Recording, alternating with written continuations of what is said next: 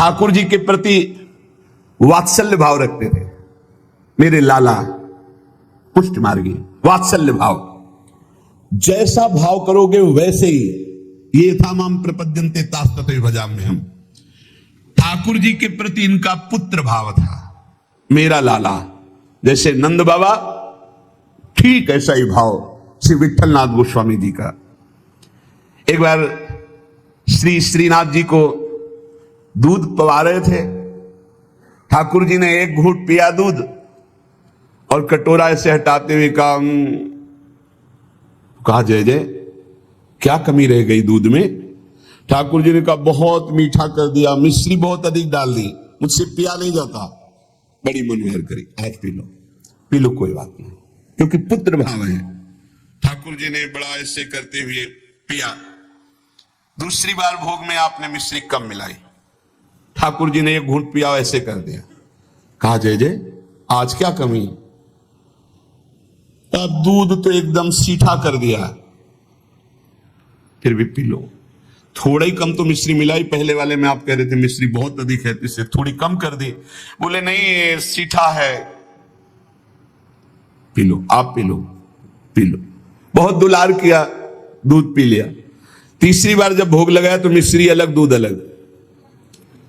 लालजू ने कहा आपने ऐसा क्यों किया, मिश्री क्यों नहीं मिलाई? गोसाई जी ने कहा जब मेरे द्वारा मिलाई हुई मिश्री आपको पसंद ही नहीं आती, कभी कह देते हो बहुत मीठा है, कभी कह देते हो सीठा है, तो आज स्वयं मिला लो। तो हंसकर कहा कि हम मिलाने लायक हैं? हम आपके बालक हैं, बालक मिलाना क्या जाने? और दौड़ गए और गोद में बैठकर छाती से चिपक गए और कहा रूस गए क्या, मिला के पिलाओ, हम तो बालक हैं, हम थोड़ी मिला पाएंगे। ये था माम प्रपद्यन्ते, वात्सल्य भाव, मेरे पुत्र हो। तो वैसे ठाकुर जी गोसाई जी के हृदय से चिपक करके श्री श्रीनाथ जी कहने लगे मैं तो आपका बालक हूं ना। अशुभ प्रवाह होने लगा। ठाकुर जी ऐसे महान सुख देते हैं जो जिस भाव से।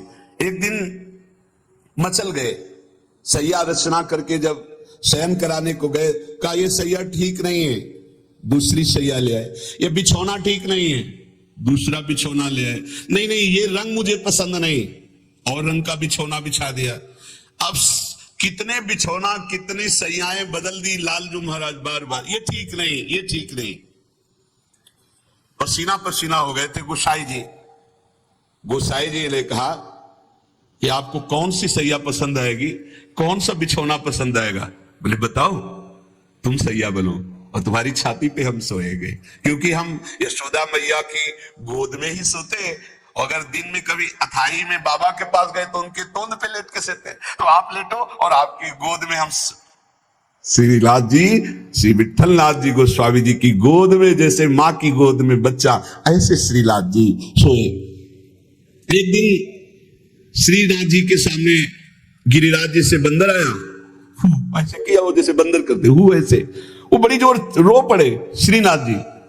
और गोस्वामी जी सेवा में थे, तत्काल गोस्वामी जी के ऐसे गोद में चिपक गए और कहा बंदर मुझे डर लगता है। गोसाई जी ने कहा इस बंदर से डर लगता है? बड़े बड़े भयंकर बंदर, न जाने कितने महाबली बंदर और बड़े बड़े भयंकर राक्षस, रामा अवतार में तुम कैसे मारे होगे राक्षसों को, और कैसे तुम्हारे साथ बंदर सेना थी, हमारी तो समझ में नहीं आता। ऐसे कह के मन में पर्वताकार बंदर, महाभयानक राक्षस, यहां छोटे से बंदर को देख के चिपक गए और डर करके कहते मुझे बंदर से डर लगता है। जब शयन करने गए तो ठाकुर जी ने शयन में कहा कि देखो गोसाई जी, एक ही भाव रखो, एक म्यान में दो तलवार नहीं होती। यदि पुत्र माना है तो केवल पुत्र मानो, अगर भगवान मानोगे ऐश्वर्य तो फिर पार नहीं पाओगे, हम ऐसा ऐश्वर्य दिखाना शुरू कर देंगे। अगर पुत्र माना है तो केवल पुत्र ही मानो, तो तुम्हारा बेटा बंदर से डरेगा कि नहीं? तो हम वैसे ही डर रहे हैं जैसे बेटा डरता है। और अगर ये कि भगवान ऐश्वर्यशाली, तो फिर पार नहीं पाओगे, हम इतना ऐश्वर्य दिखा देंगे। एक म्यान में दो तलवार नहीं रहती।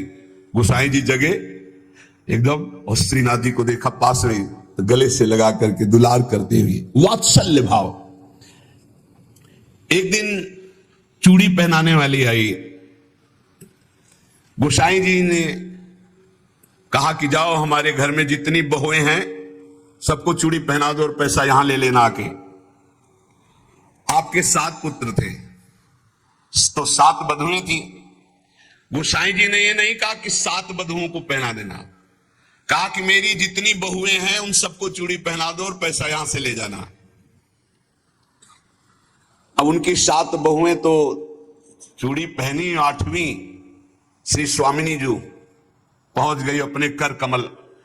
जे ही उस चूड़ी पहनाने वाले ने श्री जी के कर कमल को देखा, अशुभ प्रवाह, आनंद मूर्ति हमारी प्यारी जो है अशुभ प्रवाह होने लगी।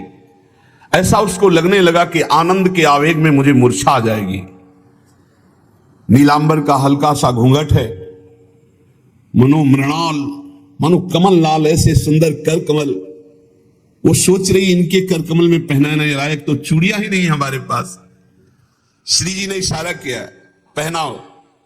किसी तरह वो प्रेम शिथिल होते हुए जैसे जैसे इशारा होता गया वो चूड़ियां पहनाई। बहुत देर तक वह शुभ प्रवाह करती रही। इसके बाद गोस्वामी जी के पास उसको ले जाया गया। गोस्वामी जी ने 7 बहुओं की चूड़ी के कितने पैसे होते हैं? तो उसने कहा 7 नहीं 8। गोसाई जी ने कहा 7 बहुएं तो तू 8 की बात कैसे कह रही? तो उसने कहा मैं कसम खा के कहती हूं मैंने 8 बहुओं को। तो बोले जब 7 हैं ही तो 8 कैसे? तो उनका मैं कसम खा के कहती हूँ 8 बहुएं थी और मैंने 8 को पहनाई है, और जो 8वीं थी वो इतनी सुंदर थी, इतनी, और रोने लगी। गोसाई जी ने कहा कि ऐसा कैसे हो सकता है, चलो इससे झंझट हटे। 8 बहुओं की चूड़ी पहनाने के पैसे दे दिए। जब रात्रि में शयन किया तो श्री जी ने गोसाई जी से कहा कि उस चूड़ी वाली से क्यों झगड़ रहे थे? क्या आप प्रीतम लालजू को आप अपना पुत्र नहीं मानते? हाँ पुत्र तो है ही, वो हमारे मानने की क्या बात है। तो मैं कौन हूं? पुत्र बधू हुई कि नहीं? अगर आप कहते 7 बहुओं को पहना दो तो मैं कदापि नहीं जाती। आपने कहा मेरी सब बहुओं को पहना दो, तो 8वीं मैं हूं, मेरे ही धारण। श्री जी के वचनों को सुनकर गोसाई जी तत्काल उठे और बैठे बैठे रात भर रोते रहे कि लाडली जू कितनी कृपालु, कितना भाव स्वीकार करने वाली है। यहां एक बात ध्यान रखनी है कि गुरु प्रदत्त भाव के अनुसार, संबंध के अनुसार जब सेवा की जाती है तो बहुत जल्दी वो सेवा सिद्ध हो जाती है। आराध्य देव बात करने लगते हैं। भक्त की हर बात को प्रभु सुन रहे हैं। गोसाई जी ने कहा जाओ सब बहुओं को चूड़ी पहना दो, सुन रहे ना श्री जी, इसीलिए चूड़ी पहनने गए। हमारा भाव दृढ़ होना चाहिए, भाव में कमी नहीं होनी चाहिए। जैसा हम भाव गुरु प्रदत्त करेंगे वैसा ही इष्ट देव अनुभव कराएंगे। जाकी रही भावना जैसी, प्रभु मूरत देखी तीन तैसी। एक अयोध्या में उमापति नाम के महापुरुष निवास करते थे। ये बहुत शास्त्रों के ज्ञाता और भजनानंदी महापुरुष थे। तो इनको अपने में भाव आता था कि मैं गुरु हूं राम लक्ष्मण भरत शत्रुघ्न का, ये मेरे पुत्र और शिष्य के समान है। तो ये जब मंदिर में जाते कनक भवन में, तो कनक बिहारी राम जी को ये माला खरीदते हो, पहन के जाते और अपना पहना हुआ माला देते कि राम जी को और लक्ष्मण जी को पहना दो। और सीता जी के लिए कहते कि आधा दरवाजा मोड़ दो, पर्दा कर दो, बहू है हमारी। ये रोज ऐसा करते। पुजारी वैसा ही कहते, जैसा ही कहते, क्योंकि महापुरुष थे उमापति जी। पर वैष्णव जन, संत जनों को अच्छा नहीं लगा कि भगवान को अपनी पहनी माला पहनाते हैं। सब वैष्णव जन खिलाफ हो गए और कहा ऐसा नहीं हो सकता, भगवान केवल तुम्हारे नहीं कि तुम आकर अपनी प्रसादी माला भगवान को पहनाते हो। तो उन्होंने कहा यदि आप लोग ऐसा कहते हो तो हमारी बात सुन लीजिए। गुरु के सामने शिष्य कभी अमनिया माला पहन ही नहीं सकता। वही हमारे शिष्य हैं। बोले हम तुम्हारी इन बातों को नहीं मानते भावुकता की, लेकिन कल से आप ठाकुर जी को अपनी प्रसादी माला नहीं पहनाएंगे। वो अमनिया माला लेके आए 10 और कहा लो पहनाओ।